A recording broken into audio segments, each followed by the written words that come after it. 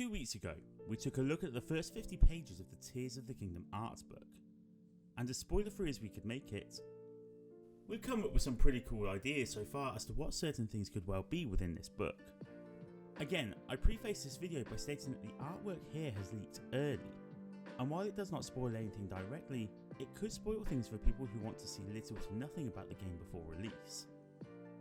Now, with the boring stuff out of the way, let's get on with tearing down this artbook.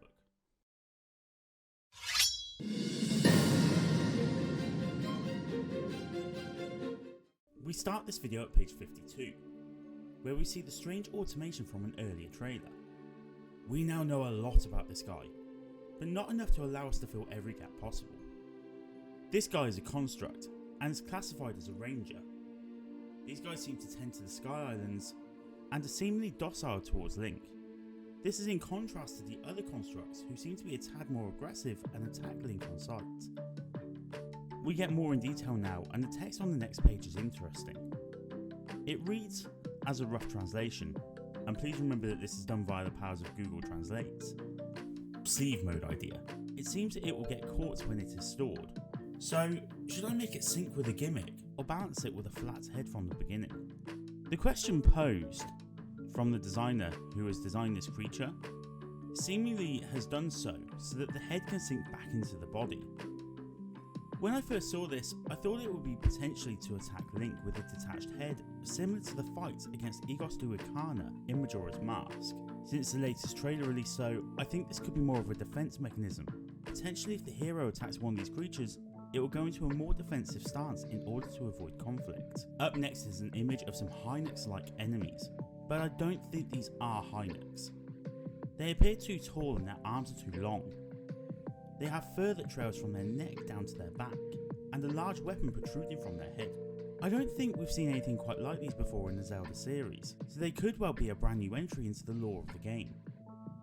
I imagine that these will attack with both of their long arms, which they could also potentially use for balance and stability, like a gorilla.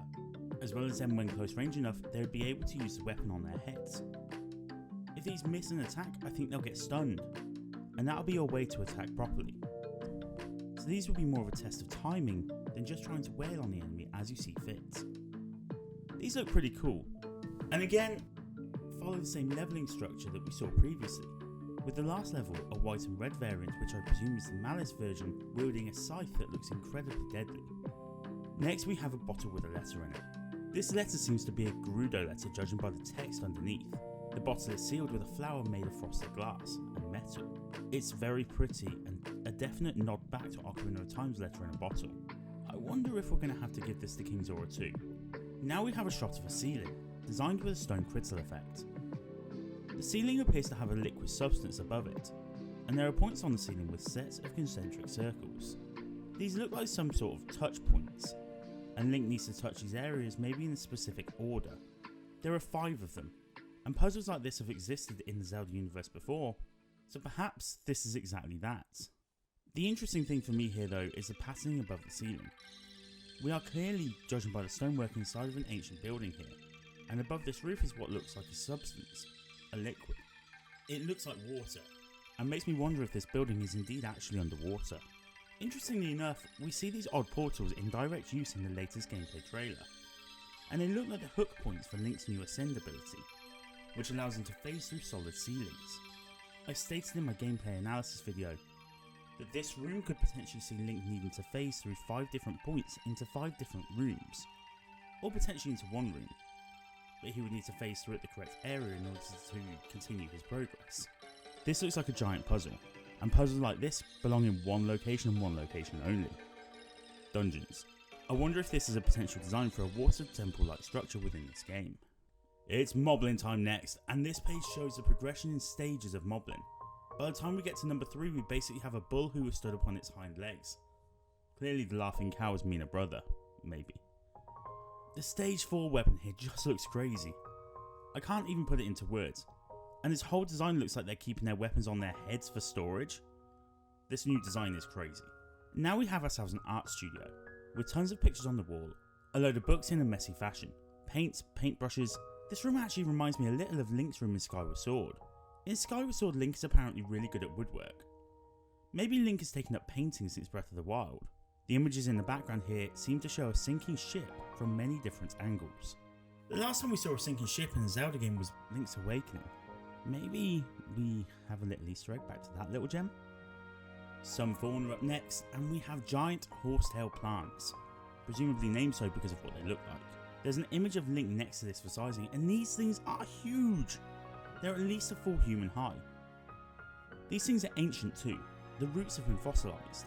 They do not belong to the surface level, maybe something underground.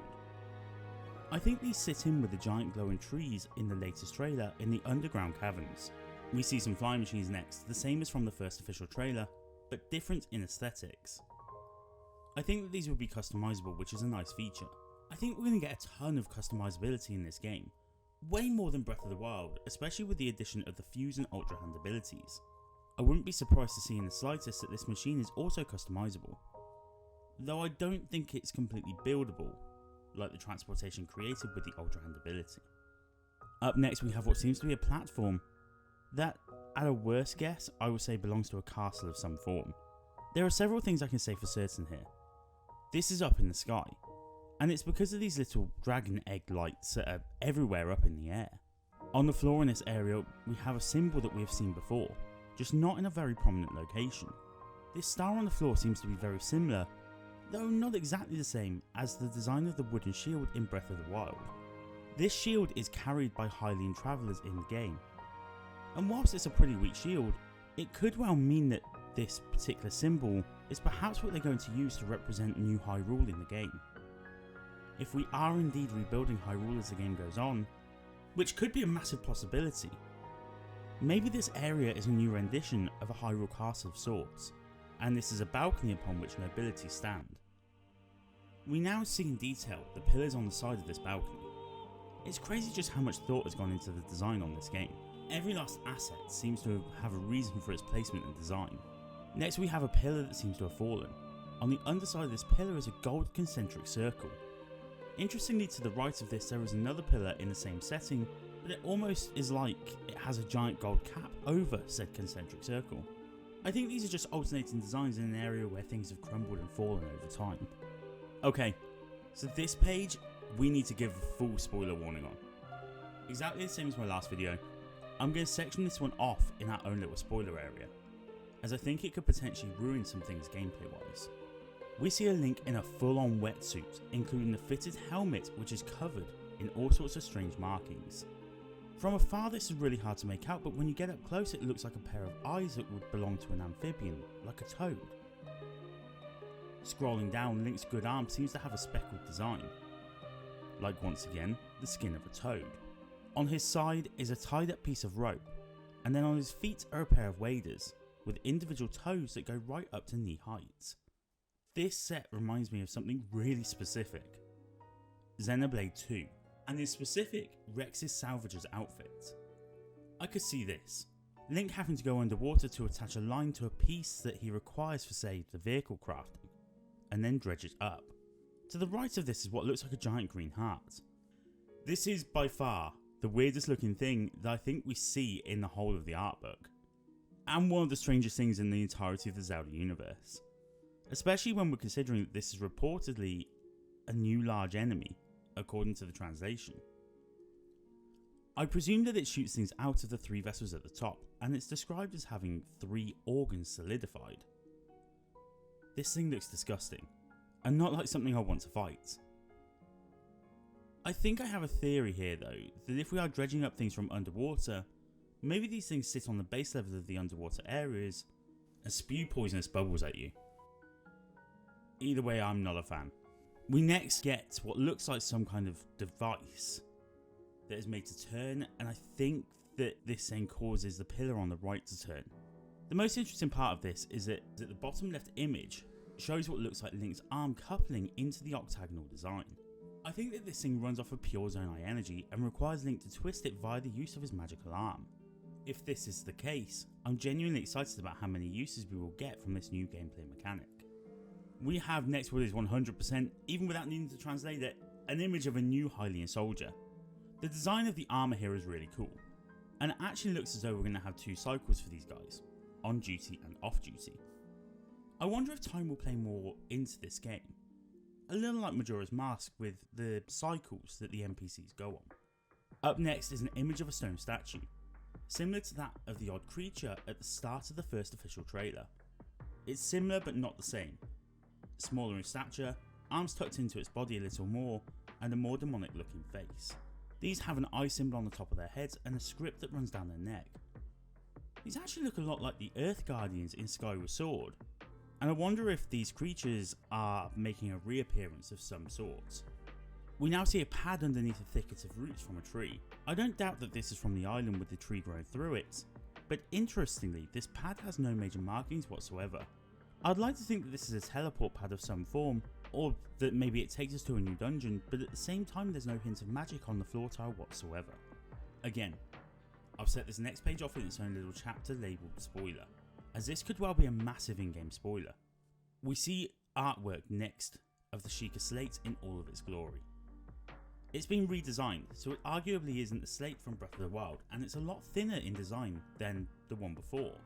It could be argued that the Breath of the Wild version looked like a Wii U and that this version looks a lot more like a Nintendo Switch. We're told that the L and R buttons do something within the translation. We now know that the L button is responsible for changing abilities, but it's unclear what the R button does, although it could be something to do with the rear of the slate's design.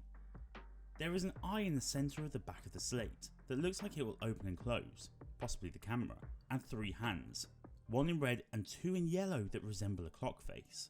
It would appear as if in certain circumstances we need to use the shoulder buttons to activate the clock in the middle, and use this possibly to travel through time. Next up is a really arty image of Link inside of a ruined building. The image of Link really helps to show the scope of this place, as he is dwarfed by the ladder that seems to be made of literal planks of wood. There are runes right the way up a central pillar, and a broken section to the bridge in the middle. This looks super cool, although it gives away absolutely nothing other than the idea that once again, this could be a dungeon within the game. On the left of the next page, we'll see what I thought was actually the game's equivalent of cows at first. A horned armoured creature that's on all 4 legs. These though started to look more familiar the more I looked at them, and then I started imagining them larger, spitting flames, and suddenly I realised that these could well be an ancestor of the Dodongo. When the text is translated on the left hand side, their name is actually Dongo, which confirms this. Dodongos, though small, are back. On the right hand side we have an image of a woman carrying a basket of fruit. She has long blonde hair held in place by a green leaf headband. She has 3 dots under her eyes, which is a typical Sheikah look, and is heavily adorned in white tribal tattoos, the very same as the Sheikah. Her dress is fascinating though. We've seen this before.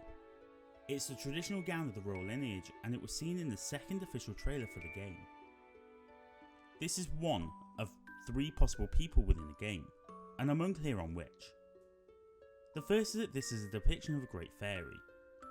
We're yet to see great fairies in Tears of the Kingdom, and while it would be easy to suppose that they would reuse the asset used in Breath of the Wild, we haven't seen much in the way of reused assets so far, other than location.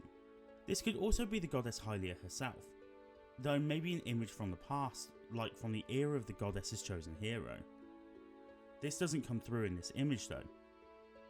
This character doesn't exude the feeling of goddess. Or this could well be one of the Princess Zeldas in between the time of the chosen hero and Skyward Sword. Though I'm kind of hedging my bets on Great Fairy. Next we have a photographic shot of a mechanism, a round chamber that rises and then sinks into the floor. I think that this is an entrance mechanism, and earlier on we saw the shot of the area with the water on the ceiling. I'm going to put 2 and 2 together and say that you step into this chamber, sink it into the floor, and then that takes you to the game's equivalent of the water temple. We now see some pretty disturbing shots of what look like monster parts. This is confirmed by the translation at the top of the page, which reads back new Mamano material. Mamano translates literally back to demonic, so we will be looking at new demonic material. This makes sense with it being monster parts, and sure enough we actually have different organs. It looks like a stomach, a heart and some lungs. We also have bones as well. What looks like a spine and a section of a ribcage are shown. I imagine most of these will be used for elixirs. But if we're all busy dreaming of meat arrows right now, why can't we potentially have a ribcage sword or a stomach hammer? On to something now? Seriously, what on earth is this thing? I think that we're opening a giant gate here, and the green button here is the entry mechanism, and it involves a seesaw and making all of the doors glow with green glyphs both horizontally and vertically. It appears as if we may have to use the Switch's gyroscope in order to rotate the green orb in the middle and make these glyphs appear. I love seeing new puzzles, so I'm excited for this one. Up next we have a showcase of the Good Princess herself and her exploration equipment. There are heavy notes about the design on this page, but it's all based around trying to make the cloak she wears look fluffy and plump. It shows off her snazzy new haircut too. Who cut her hair though is the big question. Who does Zelda trust enough to be her stylist? I'm putting money on Verbosa. That girl screams style. We now see a much updated drawing of our favourite new item in the game, the Zonai charge. Of course, we're only excited by this because of the word Zonai, but this detailed look at the item is great, and it shows its varying amount of charge, from full to empty. I actually wonder whether there are two levels of this particular item, one to charge items on the ground such as the fan blades used for Ultra Hand, and one for the gigantic puzzles that seem to involve us using the gyroscope to rotate islands. The items seem very similar to one another in design, and so while I'm unsure, I do think that we could have two potential sizes for the Zonai charge. Okay, now this next page is so cool. It's a shot of a gateway. The gateway is surrounded by the two dragons that are embossed on the door in the first official trailer. They meet in the middle to a symbol. I don't know how many of you have seen it yet, but this symbol is everywhere. It's on the regal dress that Zelda seems to wear. It's divided up on pillars everywhere. This symbol holds major relevancy in the game, and I think it's either the sigil of the goddess or the mark of the Zonai. The Zonai idea fits here as the roof is seen glowing in a black and green concentric circle pattern that looks just like the pattern seen behind Zelda in the images on the Zelda official Japanese Twitter page. And in the background of all of this is a bright green light. I think here what we actually have is one of our spiral stones inside of these doors. And this green light is the same light that comes from within the stones. Off of this, I think we step into said glowing light and walk into a chamber which transports us into a version of a Sheikah shrine. Next up is the Batplane! No, wait, wrong franchise. It's that flying mobile again that Link stands on, and it looks like there are 2 foot panels on it, potentially magically infused so that Link doesn't fall off when it's in flight. Now we see an island in the sky covered in blue stone, in almost a stained glass window effect. There's those painted rocks from a previous page here, so I was wrong.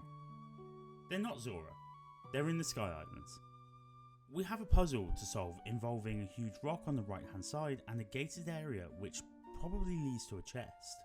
Here's hoping that it's a heart piece in there, so we can go back to collecting them the old fashioned way. Backpacks galore next, before we come on to what I think are monster teeth.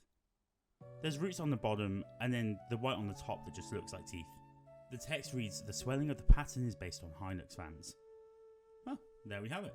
These are teeth of the kingdom. More pretty fish, not much to talk about here. And then a new design again for the paraglider and what looks like the adventurous set of clothing for Link. These few pages feel like filler more than anything important. We are now looking at a familiar island, the tree island from before.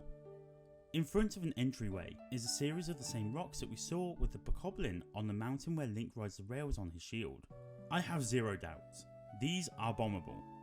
So I'm just going to go ahead and lock in the idea that we have bombs again. Like there was any doubt, I mean 18 of the 19 games agree bombs should be in the mix somewhere. So it also only just makes sense that game 20 has them also.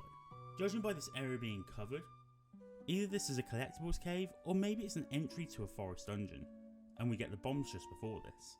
Alternatively, this also could be our way down into the underground sections in the game. Who is this weird conductor guy and why does he have so many instruments? We have a cello, a tambourine, a flute and a horn. It looks like we'll be forming a band in the sequel to Breath of the Wild, maybe this game's equivalent of the Tarry Town side quest.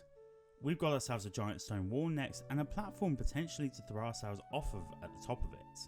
The top left of these has a small platform, with once again that really odd marking. So again this place is to do with either the royalty or the Zonai. I kind of think they're intrinsically linked right now. Next up is a shot that I am so excited by. Forgive me if I'm wrong, but this is a ship. And this ship looks almost exactly like the one we have been on before in Skyward Sword, and could well be a new rendition of the ghost ship. I really hope so. I love that location in Skyward Sword.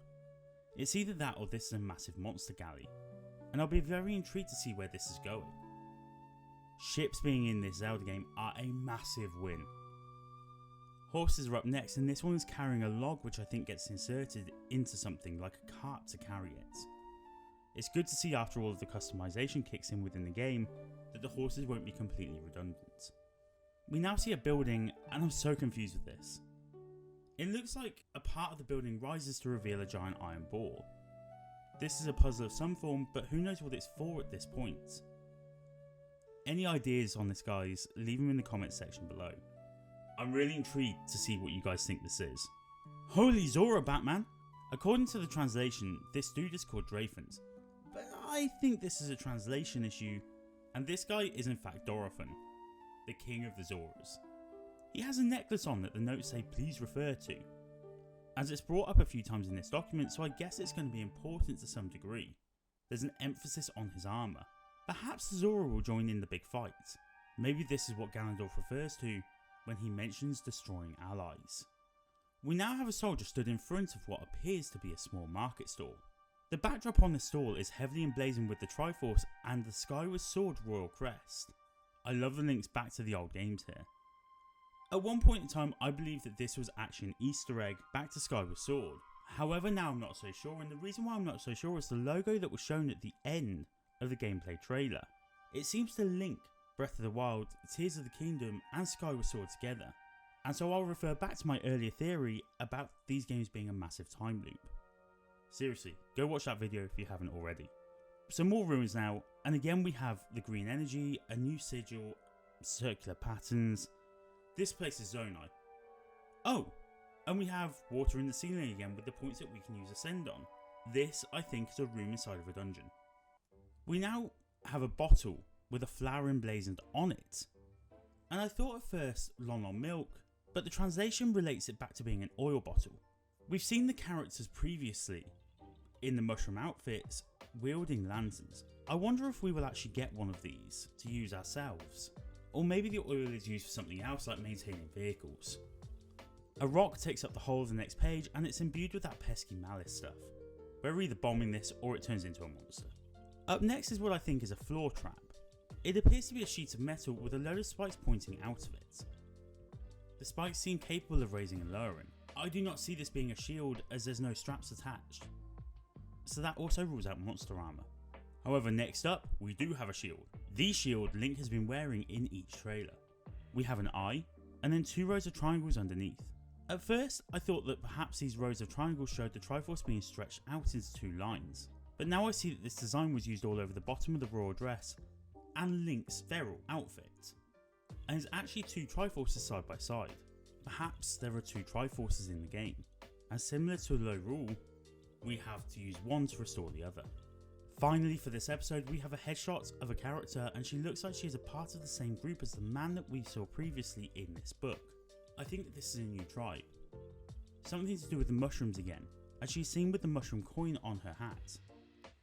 I've stated before that these could be a new rendition of the Minish, or at least that's what I'm hoping for here, but you just never know with Nintendo. If you have any ideas for what these pages could possibly be or represent, please drop a comment in the comments section and get involved. This art book is crazy for the sheer amount of information. We're now at 100 pages in out of 260. I'll see you guys next time for another detailed breakdown of the artwork we've seen so far. If you've enjoyed what you've seen, please don't forget to like and subscribe. Bye!